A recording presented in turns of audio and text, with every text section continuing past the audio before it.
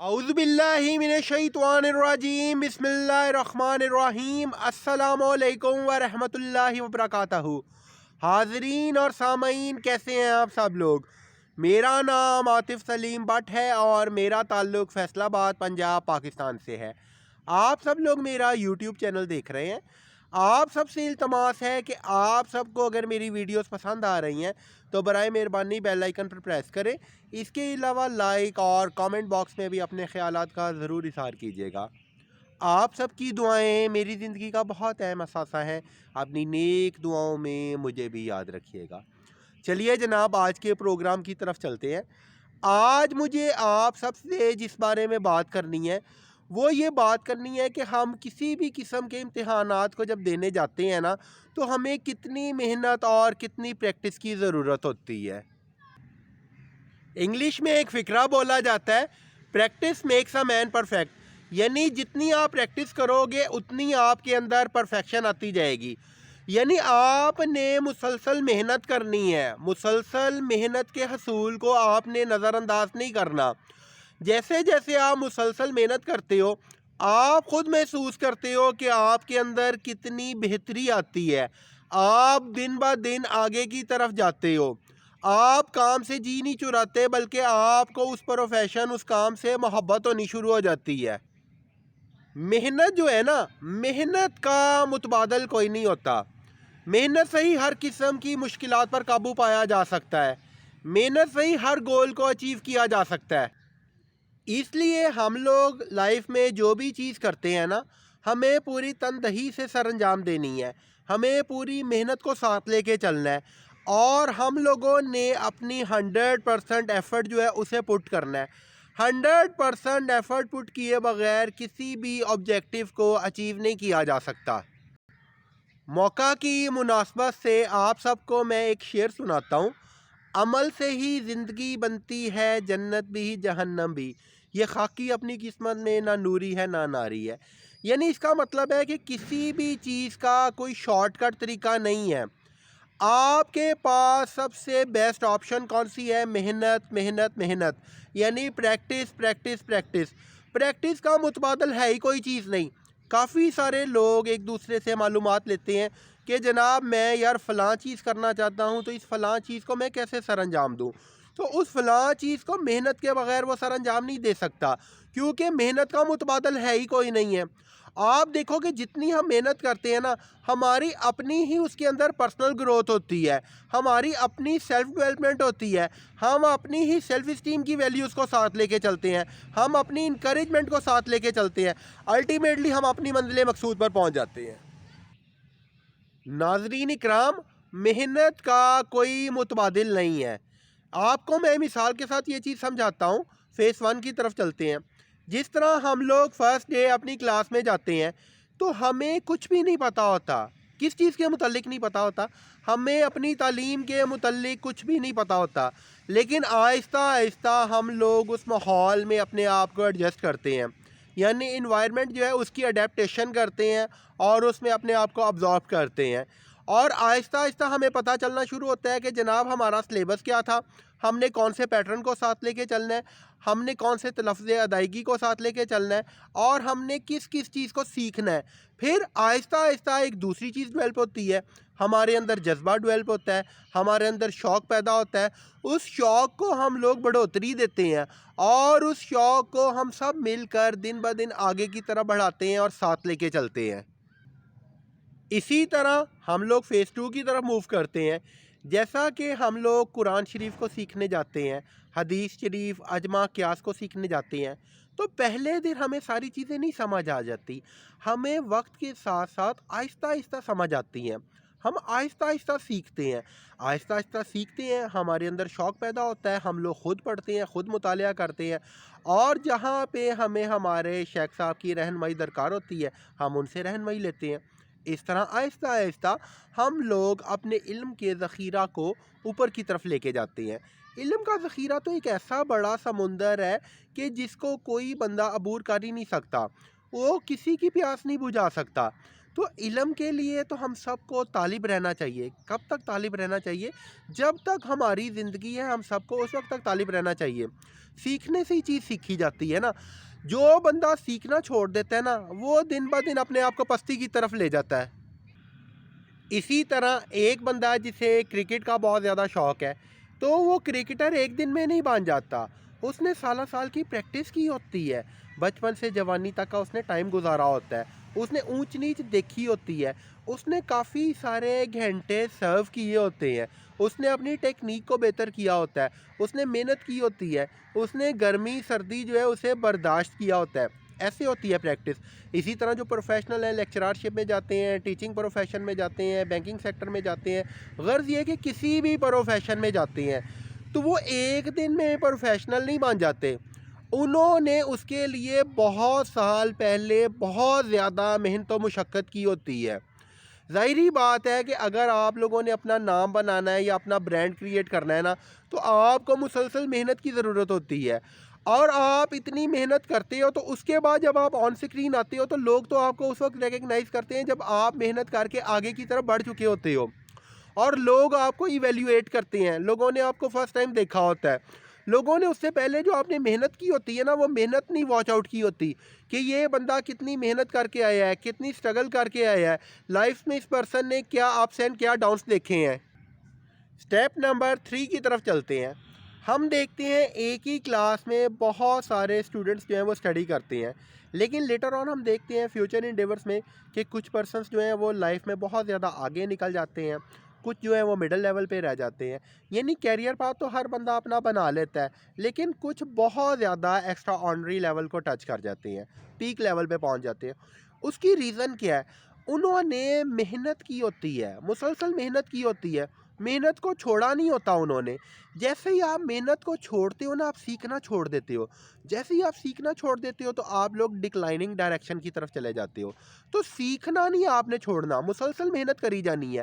حالانکہ ایک ہی کلاس میں ایک ہی انوائرمنٹ میں سارے پڑھتے ہیں, وہ کیوں آگے کی طرف نکل جاتے ہیں کہ انہوں نے محنت کی ہوتی ہے, مسلسل محنت کی ہوتی ہے اور اتنی ایکسٹرا پریکٹس کی ہوتی ہے جتنی کسی نے نہیں کی ہوتی. اپنے اندر دن بہ دن وہ کیا لے کے آتے ہیں؟ بیٹرمنٹ لے کے آتے ہیں, اپنی گروتھ کرتے ہیں. اب ہم لوگ فیز نمبر 4 کی طرف موو کرتے ہیں کہ محنت کے ساتھ ساتھ لائف میں اور کون سے انگریڈینٹس ہیں جن کا ہونا بہت زیادہ ضروری ہے. تو جناب علی, محنت کے ساتھ آپ نے اپنے دل سے خوف کو نکال دینا ہے. جب بھی ہم کوئی ایگزام کنڈکٹ ہوتا ہے نا تو ہم نے سب سے پہلے ہم لوگ اترتے ہیں میدان میں. غرض یہ کہ کسی بھی میدان میں, کرکٹ کے میدان میں, ہاکی, فٹ بال, رگبی, امتحانات, ہم کسی بھی ایگزام میں پروفیشنل فیلڈ میں اترتے ہیں نا تو سب سے پہلے ہم لوگوں نے خوف کو دور کر دینا ہے. خوف کو دور کر کے ہم لوگوں نے جو ہمارا نیچرل سٹائل ہے نا اپنے نیچرل سٹائل کو ساتھ لے کے چلنا ہے. مثال دیتا ہوں, ہمارے بہت سارے دوست کہتے ہیں کہ جناب آرٹس جو ہے تو یہ تو بہت مشکل ٹاسک ہے, پی ٹی بہت مشکل ٹاسک ہے, اور اس طرح کے دوسرے جتنے ٹیسٹ ہیں سارے بہت مشکل ٹاسک ہے. لیکن یہ مشکل نہیں ہے. سب سے پہلے مائنڈ سے کس چیز کو دور کرنا ہے؟ مائنڈ سے آپ سب نے اپنے خوف کو دور کرنا ہے.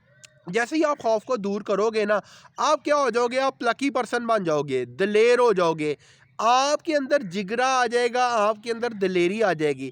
جیسے ہی آپ کے اندر دلیری آئے گی آپ کی محنت کا لیول پہلے کہاں تھا کہاں سے کہاں پہنچ جائے گا, اور لیٹر آن آپ کو لگے گا کہ میں اچیو کر سکوں گا اس چیز کو, اور انشاءاللہ آپ کرو گے بھی اس چیز کو جو ہے. تو ان چیزوں کے خوف کو, یعنی خوف کے بت کو آپ لوگوں نے پاش کر دینا ہے.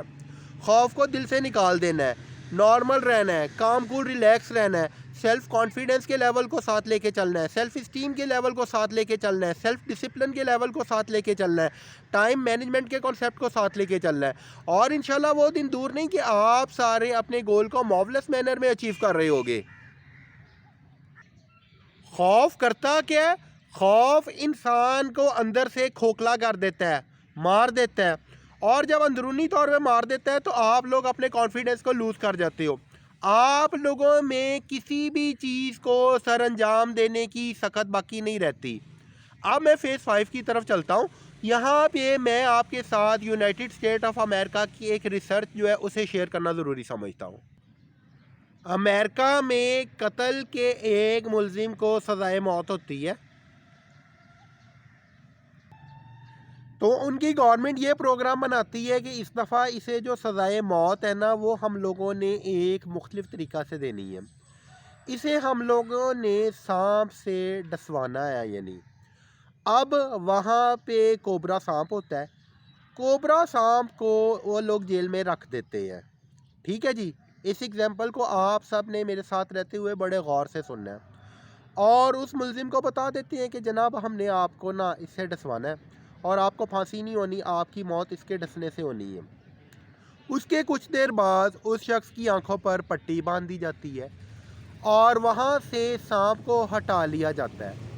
جیسے ہی وہ لوگ اسے آدھے گھنٹے کے بعد چیک کرتے ہیں تو میڈیکل پینل کیا کہتا ہے کہ جی اس شخص کی موت ہو چکی ہے.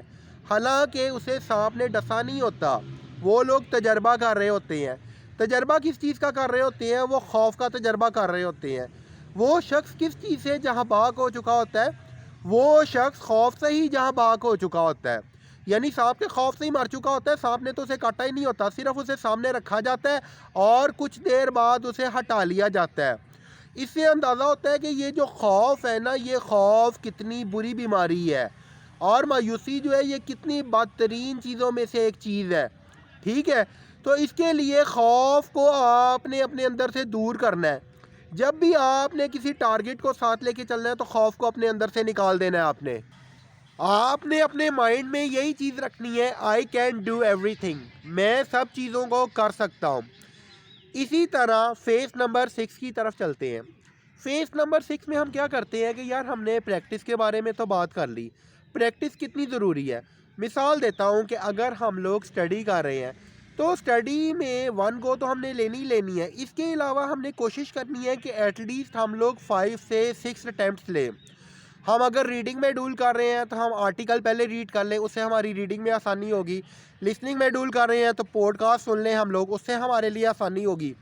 تو ایٹ لیسٹ ہم لوگوں نے 5 to 6 ٹائم جو ہے یہ پریکٹس کرنی ہے. 5 to 6 ٹائم پریکٹس کے بغیر نہیں چلنا ہم نے. اسی طرح جیسے ہی ہم لوگ رائٹنگ کریں گے تو رائٹنگ کی بھی ہم لوگوں نے مسلسل پریکٹس کرنی ہے. پریکٹس کے ساتھ چلنا ہے, پریکٹس کے حصول کو ساتھ لے کے چلنا ہے. سپیکنگ میں ڈول ہے, کوئی بھی ٹیسٹ ہے تو سپیکنگ کی بھی ہم لوگوں نے بھرپور طریقہ کار سے پریکٹس کرنی ہے. ایک دفعہ نہیں کرنی, ہم لوگوں نے ٹرائی کرنی ہے کہ ایٹ لیسٹ 5 to 7 ٹائمز ہماری پریکٹس ہو. میں جانتا ہوں کہ اس میں ٹائم کنزیومنگ بہت زیادہ ہوگی, لیکن الٹیمیٹلی جو رزلٹ ہے اور بینیفٹ ہے نا, جسے آپ لوگ ایور لاسٹنگ بینیفٹ کہتے ہو, وہ آپ لوگ ہی گین کرو گے. نہ صرف آپ گین کرو گے, آپ کی پوری فیملی گین کرے گی. آپ لوگ جب ابراڈ میں یا ڈفرینٹ پروفیشن میں سیٹل ہو جاؤ گے تو آپ لوگ لائف میں یاد کرو گے کہ آپ لوگوں کو کسی نے ایک بہترین ٹپ دی تھی. اس کے علاوہ اب میں فیز 7 کی طرف موو کرتا ہوں. فیز 7 میں کیا ہے؟ قرآن شریف جو کہ ہمارے پیارے نبی حضرت محمد مصطفیٰ صلی اللہ علیہ وآلہ وسلم کی ذات گرامی پر نازل ہوا تھا. اس میں اللہ پاک جگہ جگہ ارشاد فرماتے ہیں کہ آپ لوگوں نے مسلسل محنت کرنی ہے. قرآن پاک میں ہمیں صبر کا درس دیا گیا ہے, محنت کا درس دیا گیا ہے, مایوسی کو کفر سے تشبیہ دی گئی ہے. یعنی اللہ تعالیٰ کی ذات یہ چاہتے ہیں کہ ہم لوگ مسلسل محنت کرتے رہیں. محنت میں ہی عظمت ہے, اور جیسے جیسے ہم محنت کریں گے ہم اپنے آپ کو آگے کی طرف لیتے جائیں گے. اس چیز کا درس کون دیتا ہے؟ ہمیں اللہ پاک دے رہے ہیں. کس کے وسیلہ سے دے رہے ہیں؟ نبی پاک صلی اللہ علیہ وآلہ وسلم کے وسیلہ سے. نبی پاک صلی اللہ علیہ وآلہ وسلم کی ذات گرامی پر قرآن شریف اللہ پاک نے نازل کیا تھا, اس کے وسیلہ سے, جہاد کے وسیلہ سے, اور اس طرح کی مختلف آیات کے وسیلہ سے. اس کے علاوہ حدیث شریف کے وسیلہ سے, اس کے علاوہ اجماع اور قیاس کے وسیلہ سے. یعنی محنت میں ہی عظمت ہے, یہ موقف ہے. اللہ تعالیٰ چاہتے ہیں کہ انسان محنت کرتا رہے, اللہ تعالیٰ کی ذات سے کبھی مایوس نہ ہو, نتائج کی پرواہ نہ کرے. نتائج کو کس کے اوپر چھوڑ دے؟ اللہ تعالیٰ کی ذات پر چھوڑ دے. بھروسہ کس چیز پر کرے؟